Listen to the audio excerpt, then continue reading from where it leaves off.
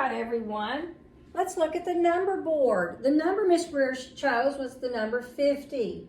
50 is an even number because it can be grouped by twos evenly or equally. The number before is 49, and it is an odd number because you cannot group it by twos evenly. And the number after is 51. It is also an odd number because it also cannot be grouped by twos evenly. If you were going to write it in word form, you would spell it out, F-I-F-T-Y, 50. Looks like this in 10 frames. Let's count by tens. 10, 20, 30, 40, 50. These are tally marks, and we count those by fives. Let's count by fives. 5, 10, 15, 20, 25, 30, 35, 40, 45, 50.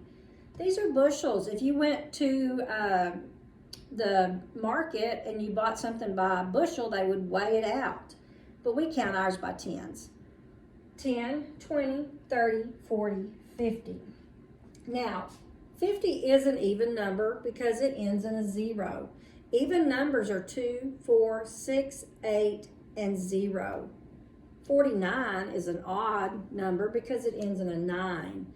All odd numbers will end in 1, 3, 5, 7, or 9. Let's look at our coins. This is a quarter. It is worth 25 cents. This is a dime. It is worth 10 cents. And you can count dimes by tens. And this is a nickel. It is smaller in the size and its value than a quarter. A nickel is worth 5 cents. And you can count it by fives. And this is a penny.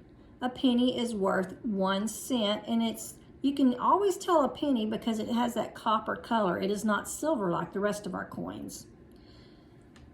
All right, let's look at our clock. Remember that this long hand is always the minute hand, and the short hand is always the hour hand. If the minute hand is on the 12, it always means o'clock. If the minute hand is on the 3, it means 15. If the minute hand is on the 6, it means 30, and some people say half past because it is halfway around the clock. If the minute hand is on the 9, it means 45. Each one of these numbers count as 5 all the way around until you get back to 12, and there will be 60 minutes. 5, 10, 15, 20, 25, 30, 35, 40, 45, 50, 55, 60. So if our minute hand was on the 12 and our hour hand was on the 4, it would be 4 o'clock. And then we can move around. If our minute hand was on the 3, our hour hand is going to move off of the 4 a little bit, but it is still 4. It's 4:15. And then if we move our minute hand around to the 6, you can see that the hour hand is in between the 4 and the 5. So it's 4:30 or half past 4. And then if we come around here to the 9, do you see how close we're getting to the 5 on the hour hand? So right now it is 4:45. And if we move all the way back up to the 12, we are at 5 o'clock. Now, if I put the minute hand on the 1, it would be 5 minutes after 5 or 5:05. All right, let's look at some of the shapes that we've studied. We have studied an octagon. An octagon has 8 sides and 8 corners. 8 sides and 8 corners. 1, 2, 3, 4, 5, 6, 7, 8 corners, and 1, 2, 3, 4, 5, 6, 7, 8 sides. A triangle has 3 sides and 3 corners. A piece of pizza resembles a triangle. 1, 2, 3 corners, 1, 2, 3 sides. And it also kind of resembles a pyramid. A rhombus